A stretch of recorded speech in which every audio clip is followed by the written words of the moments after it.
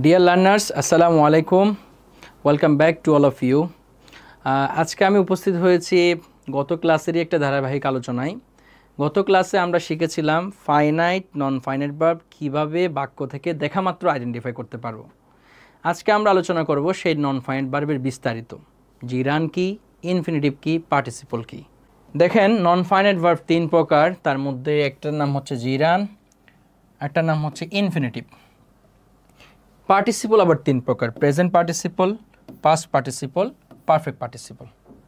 ঠিক আছে, তো আমরা জানি জিরানটা দেখতে কীরকম হয়, ভার্ব প্লাস আইএনজি থাকে। যেমন আমি বললাম ডুইং, এই যে আইএনজি আছে, জিরানের শেষে আইএনজি থাকে। ঠিক প্রেজেন্ট পার্টিসিপলের শেষেও কিন্তু কি থাকে, আইএনজি থাকে।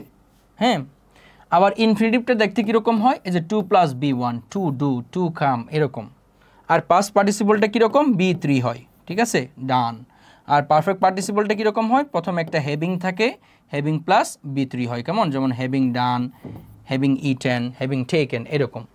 এগুলো হচ্ছে সিম্বল, আমরা যেটা গত ক্লাসে দেখে আসছি। কেমন, আজকে আমরা আলোচনা করব এই জিরানটা কি, তারপর হচ্ছে ইনফিনিটিভ কি, প্রেজেন্ট পার্টিসিপলটা কীরকম, পাস্ট পার্টিসিপলটা কীরকম, পারফেক্ট পার্টিসিপলটা কীরকম, এই টোটাল বিষয়টা হচ্ছে আমরা আলোচনা করার চেষ্টা করব। কেমন, যেমন এখানে একটা দেখেন, এই যে জিরান এবং পার্টিসিপল, এই যে জিরান কখন হয় আর প্রেজেন্ট পার্টিসিপল কখন হয়, কারণ দুইটার শেষে কিন্তু কি রয়েছে, আইএনজি রয়েছে। কেমন, দেখেন এখানে আমি 2, 4, 5টা হচ্ছে এক্সাম্পল দিয়েছি।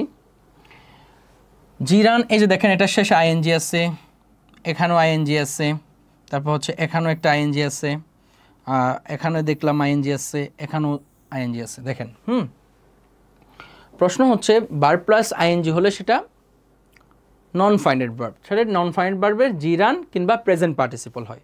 তাহলে কখন এটা জিরান হবে, ভার্ব প্লাস আইএনজিটা কখন জিরান হবে, যখন এটা কোনো একটা সাধারণ কাজ বোঝাবে, এরকম একটা সাধারণ কাজ বোঝাবে। অথবা আমি যদি গ্রামাটিক্যাল এক্সপ্লেনেশন দিই, যদি কোনো একটা ওয়ার্ড নাউন প্লাস ভার্বের কাজ করে, তাকে বলা হয় জিরান। নাউন প্লাস ভার্বের কাজ করলে তাকে কিন্তু জিরান বলা হয়। এখন কিভাবে এটা নাউন প্লাস ভার্বের কাজ করে সেটা আমরা একটু দেখি। কেমন, প্রথমটা হচ্ছে flying is the nature of bird. Flying is the nature of bird. আচ্ছা, এখন প্রশ্ন হচ্ছে এই ফ্লাইংটা কি, এখানে সাবজেক্ট না, মানে ইজ ভার্বের সাবজেক্ট কি, ফ্লাইং না? তাহলে যেটাই সাবজেক্ট হয় সেটা কি নাউন হয় না? নাউন হয়। তাহলে এই ফ্লাইং শব্দটা এখানে সাবজেক্টের পজিশনে বসার কারণে এটা কিন্তু একটা নাউন হয়ে গেছে, তার মানে এটা নাউনের কাজ করছে। আবার ফ্লাই শব্দটা কিন্তু একটা ভার্ব, ফ্লাই মানে উড়া, এটা একটা ভার্ব। তাহলে দেখেন তো এই ফ্লাইং শব্দটা এই বাক্যের মধ্যে, এই সেন্টেন্সে নাউন প্লাস ভার্বে কাজ করছে কি না, করেছে। এই জন্য এটা একটা gerund. Flying is the nature of bird. কেমন, আবার দেখেন এটা কিভাবে একটা সাধারণ একটা কাজ বোঝায়। যেমন flying is the nature of bird বলছে, উড়া হচ্ছে একটা পাখির, মানে ফ্লাই করা একটা পাখির হচ্ছে স্বভাব। এখন প্রশ্ন হলো যে তার মানে কি এই মুহূর্তে পাখিটা উড়ছে না? এটা একটা সাধারণ কথা, মানে উড়ান, মানে ফ্লাই করা হচ্ছে একটা পাখির সাধারণ একটা কাজ, স্বভাব, ঠিক না? তাহলে এটা একটা সাধারণ কাজ বোঝাচ্ছে, এটা কোনো চলমান কাজ বোঝাচ্ছে না। এই মুহূর্তে পাখিটি উড়ছে এরকম কোনো কথা বলছে না। তাহলে যখন কোনো একটা বিষয় ভার্ব প্লাস আইএনজি একটা সাধারণ কাজ বোঝাবে, তখন সেটা জিরান হবে। এটা হচ্ছে অর্থের ভিত্তিতে জিরান। আর যদি আপনি গ্রামাটিক্যাল এক্সপ্লেনেশন চান, তাহলে এই ফ্লাইং শব্দটা ইজ ভার্বের সাবজেক্ট হিসেবে বসছে, আর যেটাই যেমন এটা কিন্তু সাবজেক্টের পজিশনে বসছে, আর যেটাই সাবজেক্ট হয় সেটা কিন্তু নাউন হয়। সাবজেক্ট, অবজেক্ট, প্রিপোজিশনাল অবজেক্ট, এগুলো কিন্তু নাউনের পজিশন। তাহলে যেহেতু এটা সাবজেক্ট হিসেবে বসছে, এই জন্য এটা নাউন, এবং একই সাথে ফ্লাই শব্দটা কিন্তু একটা ভার্ব। তাহলে নাউন এবং ভার্বের কাজ করার কারণে এটা হচ্ছে একটা জিরান। কেমন, এবার আসেন, আমি যদি প্রশ্ন করি আই ডিসলাইক, আমি অপছন্দ করি, ক্রাইং, কান্না। এখন আপনি প্রশ্ন করুন তো আমি কি অপছন্দ করি, কি অপছন্দ করি? উত্তর হচ্ছে ক্রাইং। তাহলে কি বা কাহাকে দ্বারা প্রশ্ন করলে, কোন একটা ভার্বকে কি এবং কাহাকে দ্বারা প্রশ্ন করলে যেই উত্তরটা পাওয়া যায় সেটাই কিন্তু কি, অবজেক্ট। তাহলে এই ক্রাইং শব্দটা কিন্তু কার পজিশনে বসছে, এখন অবজেক্টের পজিশনে বসছে না, অবজেক্টে। তাহলে যেটাই অবজেক্টের পজিশনে কোনো একটা সিঙ্গেল ওয়ার্ড বসলে সেই ওয়ার্ডটা কিন্তু নাউন হয়। তাহলে এখন এটা নাউন একটা, হ্যাঁ, আবার প্রনাউনও বসতে পারে, কিন্তু এটা তার প্রনাউন না। ঠিক আছে, তাহলে অবজেক্টের পজিশনে এই ওয়ার্ডটা বসার কারণে এটা কিন্তু এখন নাউন হয়ে গেছে। এবং ক্রাই শব্দটা একটা কান্না করা, এটা কিন্তু একটা ভার্ব। তাহলে এটা একই সাথে নাউন প্লাস ভার্বে কাজ করলো, তাহলে এই জন্য এটা কিন্তু একটা কি, জি রান। এই ক্রাইং শব্দটা একটা জি রান এখানে, কেমন? এই যে এই ফ্লাইং শব্দটা জি রান, এই ক্রাইং শব্দটা এখানে একটা জি রান। কীভাবে? এবং এটা কীভাবে একটা সাধারণ কাজ বোঝাচ্ছে? আচ্ছা, আমি বললাম আই ডিসলাইক ক্রাইম, আমি কান্না অপছন্দ করি। তার মানে কি এই মুহূর্তে কেউ কান্না করছে না? এটা একটা সাধারণ কথা যে আমি কান্না অপছন্দ করি, ঠিক আছে? সাধারণ একটা কথা, এই জন্য এটা একটা সাধারণ কাজ বোঝাচ্ছে। এই জন্য এই ক্রাইং শব্দটা কিন্তু এখানে জি রান। এবার দেখেন, I am fond of playing cricket, আমি ক্রিকেট খেলার ভক্ত। তাহলে অফটা কি? প্রিপোজিশন না? আমরা জানি প্রিপোজিশনের পরে যেটা থাকে সেটা হচ্ছে প্রিপোজিশনের অবজেক্ট, প্রিপোজিশনের অবজেক্ট। তাহলে এই প্লেয়িং শব্দটা কি প্রিপোজিশনের অবজেক্ট হিসেবে কাজ করছে না? প্লেয়িং ক্রিকেটটা প্রিপোজিশনের অবজেক্ট হিসেবে কাজ করছে, ঠিক না? তাহলে যদি প্রিপোজিশনের অবজেক্ট হিসেবে কোনো একটা কাজ করে সেটাও কিন্তু নাউন হয়, সেটাও কিন্তু নাউন হয়। তাহলে এখন দেখেন এই প্লেয়িং শব্দটা প্রিপোজিশনের পরে বসার কারণে, প্রিপোজিশনের অবজেক্ট হওয়ার কারণে এটা কিন্তু একটা নাউন হয়ে গেছে। আবার একই সাথে সেটা কিন্তু প্লে শব্দটার তো খেলা করা, এটা কিন্তু একটা ভার্ব। তাহলে নাউন প্লাস ভার্বেরই কাজ করছে, তাহলে এটা একটা জিরান। এই প্লেয়িং, এখানে প্লেয়িং শব্দটা একটা কি? জিরান। আবার দেখেন এটা কিভাবে একটা সাধারণ কাজ বোঝাচ্ছে। বলছে I am fond of playing cricket, আমি ক্রিকেট খেলার ভক্ত। তার অর্থ তো এই না যে আমি এই মুহূর্তে ক্রিকেট খেলছি, তার অর্থটা কিন্তু এরকম না, আমি এই মুহূর্তে ক্রিকেট খেলছি না। এটা একটা সাধারণ কথা, আমি ক্রিকেট খেলার ভক্ত, তার মানে আমি ক্রিকেট খেলতে ভালোবাসি। তার মানে এই না যে এই মুহূর্তে কেউ ক্রিকেট খেলছে, এখানে কোনো চলমান কাজ বোঝাচ্ছে না। যদি এটা চলমান কাজ বোঝাতো তাহলে কিন্তু এটা পার্টিসিপল হয়ে যেত। যেহেতু এটা চলমান কাজ বোঝাচ্ছে না, সাধারণ একটা কাজ বোঝাচ্ছে, এই জন্য এটা কিন্তু জিরান, ঠিক আছে? এবার দেখেন, রিডিং বুক ইজ মাই হবি, খুব ভালো করে শুনুন, রিডিং বুক ইজ মাই হবি। তাহলে রিডিংটা কি? এই রিডিং বুকটা কি এখানে পুরো সাবজেক্ট হিসেবে বসছে না? তাহলে এই রিডিংটা সাবজেক্টের জায়গায় বসার কারণে এটা কি হয়ে গেল? নাউন। আবার নাউন প্লাস এটা কি হয়ে গেল? ভার্বের, রিড মানে পড়া, এটা একটা ভার্বে কাজ করছে, এই জন্য এটা কিন্তু জিরান। এখন প্রশ্ন হচ্ছে রিডিং বুক ইজ মাই হবি, বই পড়া আমার একটা হবি, শখ। এখন প্রশ্ন হচ্ছে এই রিডিং বুক ইজ মাই হবি, অনেকেই রিডিং বুকটাকে এখানে পার্টিসিপল মনে করে, কিন্তু আসলে না। বলছে বই পড়া আমার শখ, তার অর্থ এই না যে এই মুহূর্তে কেউ বই পড়ছে। আর বই কিন্তু পড়তে পারে না, এই বুক কিন্তু রিডিংয়ের কাজটা করে না, বইকে পড়া হয়। এটা রিডিংয়ের অবজেক্ট হচ্ছে কি? বুক, ঠিক আছে? তাহলে এই রিডিং বুক এটা কিন্তু একটা রিডিং বুক, এটা আপনার এই রিডিংটা কিন্তু এখানে একটা জিরান, কারণ বই পড়ে না। এমন না যে অনেকে রিডিং বুক, যদি এটা পার্টিসিপল হতো তার অর্থ হয়ে যেত পড়ন্ত বুক। হ্যাঁ, রিডিং বুক মানে বই পড়া, পড়ন্ত বুক না কিন্তু। হ্যাঁ, ঠিক আছে? তাহলে রিডিং বুক মানে বই পড়া ইজ মাই হবি, আমার শখ। এটা একটা সাধারণ কথা। বলছে বই পড়া আমার শখ, তার অর্থ এই না যে এই মুহূর্তে কেউ বই পড়ছে, ঠিক আছে? এই কাজটা রানিং না, চলমান না, এটা একটা সাধারণ কাজ। তাহলে এটা জিরান হবে, রিডিং বুক। কেমন? এই রিডিং বুকটা, রিডিং বুক ইজ মাই হবি, এখানে কিন্তু এই রিডিং শব্দটা জিরান। এটা কিন্তু অনেকেই কিন্তু রিডিংটা বুককে মডিফাই করছে, এটা মনে করে অ্যাডজেক্টিভ মনে করে এটাকে পার্টিসিপল বলে থাকে, কিন্তু আসলে বিষয়টা এরকম না। পরে দেখেন, this is my reading room, এটি আমার পড়ার কক্ষ। খুব ভালো করে শুনুন, this is my reading room, এটি আমার পড়ার কক্ষ। তাহলে অনেকে এই জায়গায়ও ভুল করে, অনেকে মনে করে রিডিংটা রুমকে মডিফাই করছে, কিন্তু আসলে না। এই রিডিং রুমটা কিন্তু একটা কম্পাউন্ড নাউন। কেমন? Compound noun. This is my reading room, এটি আমার একটি পড়ার কক্ষ।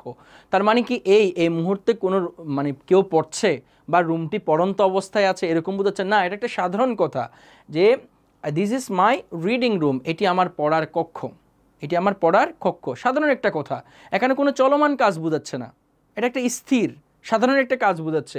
Reading, this is my reading room, এটা আমার পড়ার কক্ষ, ঠিক আছে? মানে রুম পড়ছে না, রুম পড়তে পারে না, ঠিক আছে?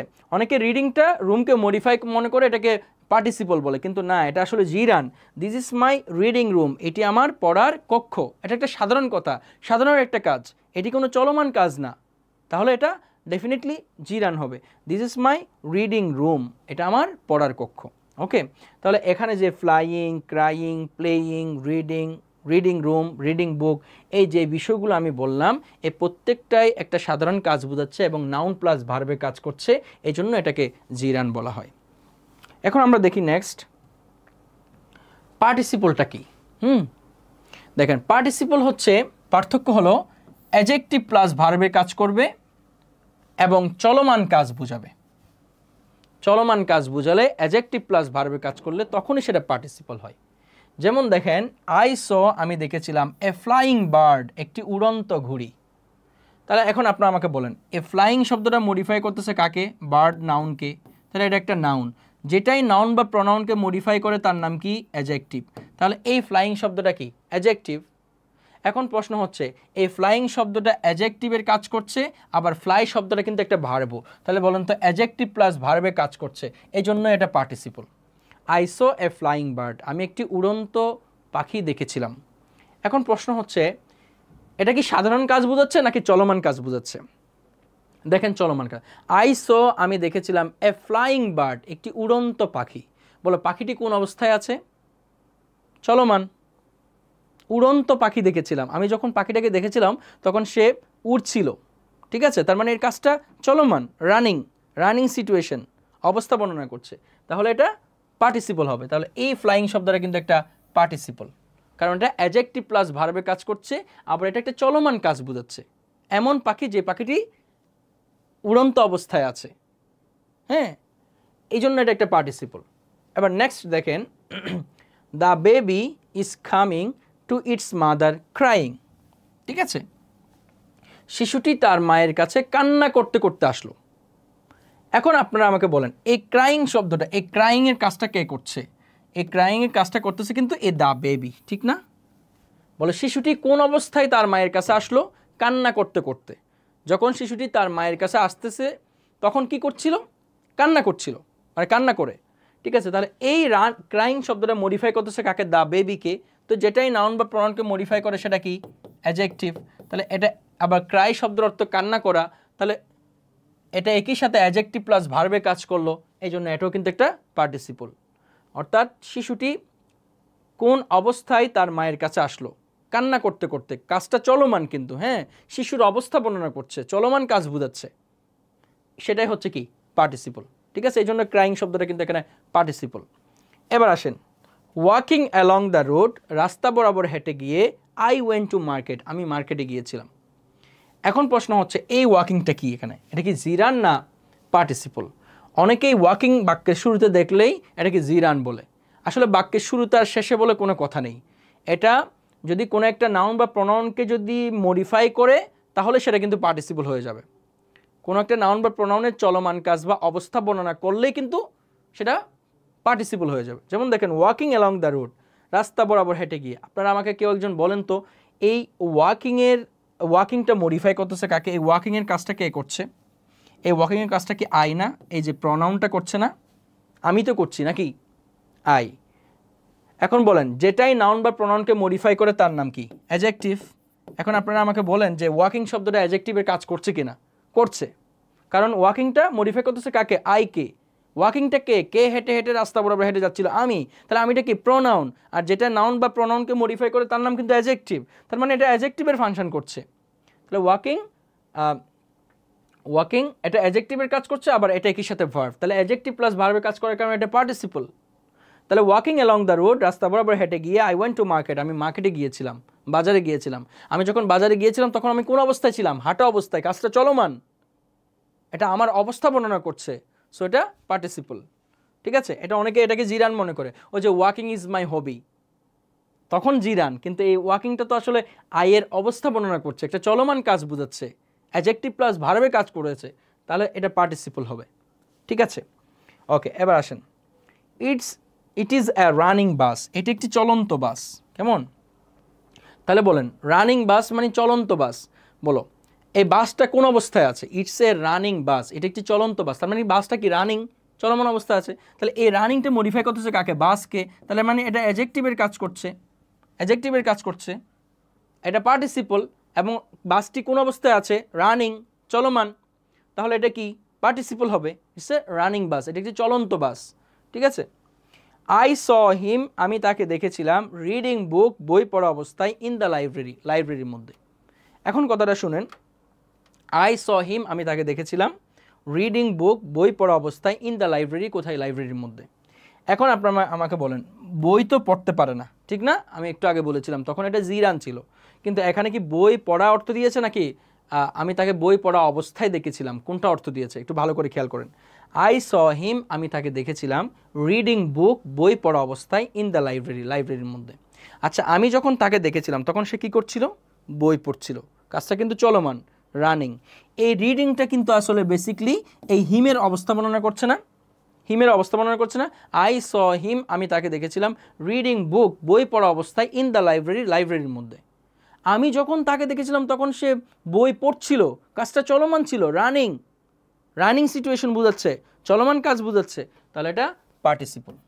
এটা মাথায় রাখতে হবে। অনেকেই এখানে রিডিং বুক দেখে বই তো পড়তে পারে না, হ্যাঁ, ওটা দেখে আবার মানে আমরা আগের বাক্যে যেভাবে জিরান দেখেছিলাম, বই তো পড়তে পারে না, সো এটা জিরান হবে না। এখানে বই পড়া অর্থ দেয় নাই, এখানে বলছে যে আমি তাকে বই পড়া অবস্থায় পেয়েছিলাম। এই হিমের অবস্থা বর্ণনা করছে, চলমান কাজ বোঝাচ্ছে, এই জন্য কিন্তু এটা পার্টিসিপল। তাহলে চলমান কাজ কিংবা নাউন বা প্রোনাউনের অবস্থা বর্ণনা করলে তখনই কিন্তু সেটা কি হবে? পার্টিসিপল হবে। আশা করি আমি বুঝাতে পেরেছি। তাহলে কোনো একটা কাজ যদি সাধারণ কাজ হয় সেটা হচ্ছে জিরান, কোনো কাজ যদি চলমান কাজ বোঝায় সেটা হচ্ছে পার্টিসিপল। ঠিক আছে, ওকে। এখন নেক্সট আমরা আরও যাই, দেখি আমরা এই জায়গার মধ্যে আমরা জিরান পার্টিসিপল একটা ছোট্ট পার্থক্য দেখব। যেমন দেখেন, আমরা আগেই শিখেছি যে নাউন প্লাস ভার্বে কাজ করলে, সাধারণ কাজ বোঝালে সেটা জিরান, আর অ্যাডজেক্টিভ প্লাস ভার্বে কাজ করলে কিংবা চলমান কাজ বোঝালে সেটা হচ্ছে কি? পার্টিসিপল। সেটা আমরা এতক্ষণ ধরে শিখে এসেছি। এখন দেখেন এই দুইটা বাক্যের মধ্যে একটু পার্থক্যটা দেখি। হ্যাঁ, দেখেন এখানে তিনটা বিষয় আছে, খেয়াল করুন। বলছে flying kite is my hobby, flying kite is my hobby, ঘুড়ি উড়ানো আমার শখ, নাকি উড়ন্ত ঘুড়ি আমার শখ? কোনটা বলেন তো? এটা বাংলা কি হয়? উড়ন্ত ঘুড়ি আমার শখ নাকি ঘুড়ি উড়ানো আমার শখ? ঘুড়ি উড়ানো আমার শখ। এখন আপনারা আমাকে বলেন যে এ ফ্লাইং কাইট, ঘুড়ি উড়ানো, ইজ মাই হবি, আমার শখ, এটা কি কোনো চলমান কাজ? না, এটা একটা সাধারণ কাজ। ঘুড়ি উড়ানো আমার শখ তার মানে এই না যে এই মুহূর্তে ঘুড়ি উড়ছে বা কেউ ঘুড়ি উড়াচ্ছে, এটা কিন্তু বুঝাই নাই। ঠিক আছে, তাহলে এই ফ্লাইং কাইটটা কিন্তু, এই ফ্লাইং কাইটটা কিন্তু এখানে, এই ফ্লাইং কাইটটা কিন্তু এখানে হচ্ছে আপনার জিরান, এটা জিরান। ঠিক আছে, এটা জিরান। Flying kite is my hobby, ঘুড়ি উড়ানো আমার শখ। এখানে কিন্তু উড়ন্ত ঘুড়ি অর্থ দেয় না, ঘুড়ি উড়ানো সাধারণ একটা কাজ, কোনো চলমান কাজ না, এই জন্য এটা জিরান। কিন্তু দেখেন তো, আই স, আমি দেখেছিলাম এ ফ্লাইং কাইট, একটি উড়ন্ত ঘুড়ি, এ ফ্লাইং কাইট, একটি উড়ন্ত ঘুড়ি। আই স, আমি দেখেছিলাম এ ফ্লাইং কাইট, একটি উড়ন্ত ঘুড়ি, ঘুড়ি উড়ানো দেখেছিলাম, উড়ন্ত ঘুড়ি দেখেছিলাম, এ ফ্লাইং কাইট। এই ফ্লাইংটা হচ্ছে কাইটকে মডিফাই করছে। কেমন ঘুড়ি? উড়ন্ত ঘুড়ি। তাহলে এই ফ্লাইংটা যেহেতু অ্যাডজেক্টিভের কাজ করছে, এই জন্য এটা হচ্ছে পার্টিসিপল। কিন্তু এই ফ্লাইংটা কাইটকে মডিফাই করে নেয়। এখানে ফ্লাইং কাইট এটা উড়ন্ত ঘুড়ি অর্থ দেয় নাই। যদি উড়ন্ত ঘুড়ি অর্থ দিত তাহলে কিন্তু এটা মডিফাই করেছে। কিন্তু এখানে তো উড়ন্ত ঘুড়ি আমার শখ না, ঘুড়ি উড়ানো আমার শখ, তার মানে এই ফ্লাইংটা কাইটকে মডিফাই করে নাই। কিন্তু এখানে দেখেন উড়ন্ত, আমি একটি উড়ন্ত ঘুড়ি দেখেছিলাম, এখন ফ্লাইংটা কাইটকে মডিফাই করেছে। Same word, flying kite, flying kite, কিন্তু এক জায়গায় জিরান আর এক জায়গায় কিন্তু পার্টিসিপল। এটা কিন্তু আসলে মডিফাইটা বুঝতে হয়, কিবা কখন মডিফাই করে আর কখন করে না। এই যে উড়ন্ত ঘুড়ি, চলন্ত বাস, এগুলো হচ্ছে মডিফাই, কিন্তু ঘুড়ি উড়ানো, বাস চালানো, এটা কিন্তু মডিফাই না। ঠিক আছে, এটা কিন্তু মডিফাই না। তাহলে এখানে সাধারণ কাজ বোঝাচ্ছে, কিন্তু এখানে চলমান কাজ বোঝাচ্ছে, এই জন্য এটা পার্টিসিপল, এটা কি? জিরান। আবার দেখেন আই স, আমি দেখেছিলাম এ কাইট, একটি ঘুড়ি, ফ্লাইং, উড়ছিল। ঠিক আছে, এই ফ্লাইংটা মডিফাই করতেছে কাকে? কাইটকে। আমি কেমন ঘুড়ি দেখেছিলাম? একটি ঘুড়ি, যে ঘুড়িটি উড়ছিল, ফ্লাইং। হ্যাঁ, তাহলে এই ফ্লাইংটা কাইটকে মডিফাই করছে, তাহলে এটাও কিন্তু কি? পার্টিসিপল, কারণ এই ফ্লাইংটাও কাইটকে মডিফাই করছে। তাহলে যেহেতু মডিফাই করছে এই জন্য এটা অ্যাডজেক্টিভ, আর অ্যাডজেক্টিভ প্লাস ভার্বে কাজ করলে সেটা পার্টিসিপল, সেটা জিরান না। তাহলে এখানেও দেখেন কাইটের অবস্থা বর্ণনা করছে, কাইটকে কী করছে? উড়ছিল, মানে চলমান কাজ বোঝাচ্ছে।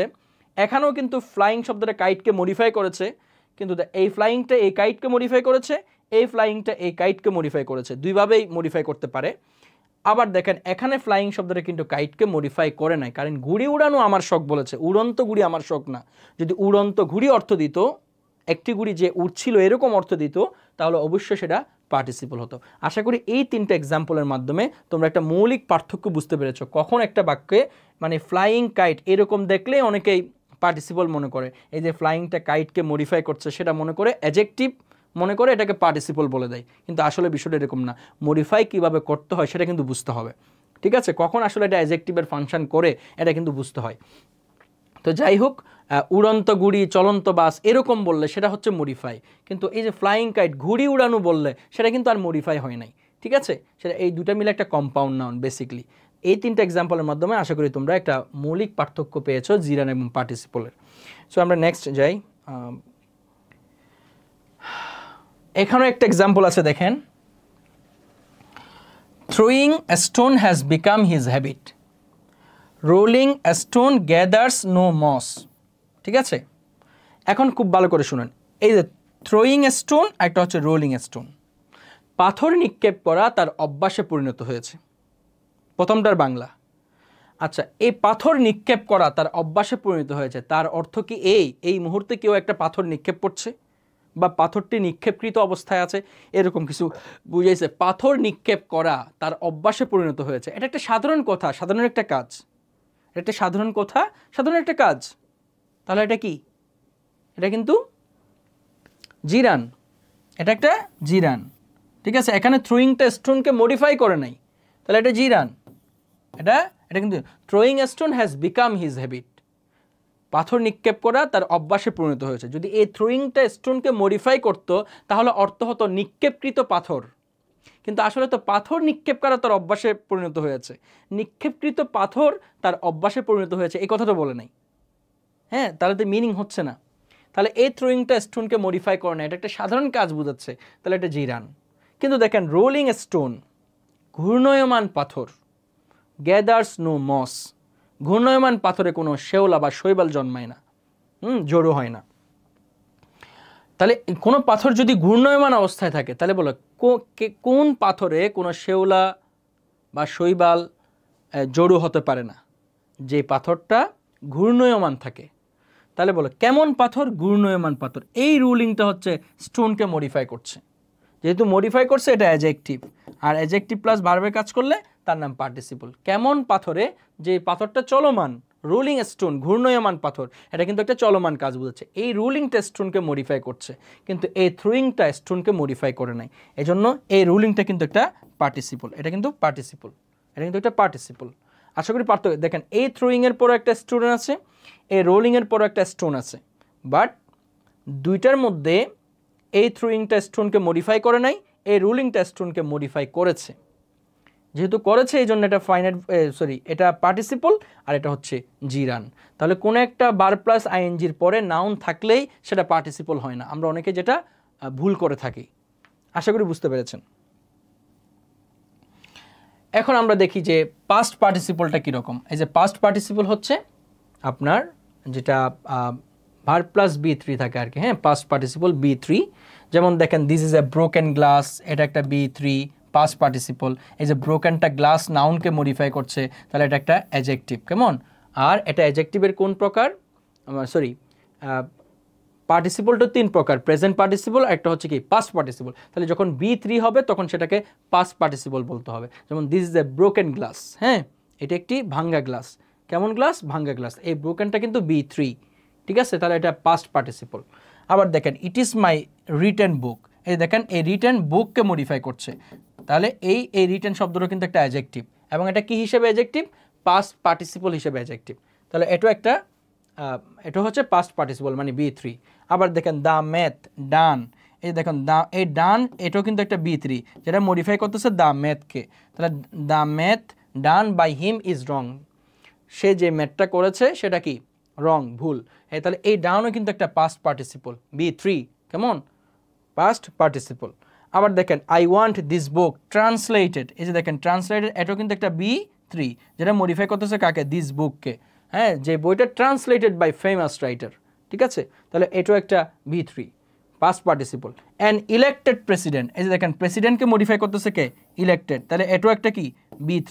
এই সবগুলোই কিন্তু অ্যাডজেক্টিভ। ব্রোকেনটা এখানে adjective, written to adjective, done to adjective, translated to adjective, elected to adjective, কারণ এটা পার্টিসিপল, পার্টিসিপল তো অ্যাডজেক্টিভের কাজ করবে। যেমন ব্রোকেন, এটা যেহেতু গ্লাস নাউনকে মডিফাই করছে এই জন্য এটা কি? অ্যাডজেক্টিভ। আবার একই সাথে এটা একটা ভার্ব, তাহলে অ্যাডজেক্টিভ প্লাস ভার্বের কাজ করলে তার নামই তো কি? পার্টিসিপল।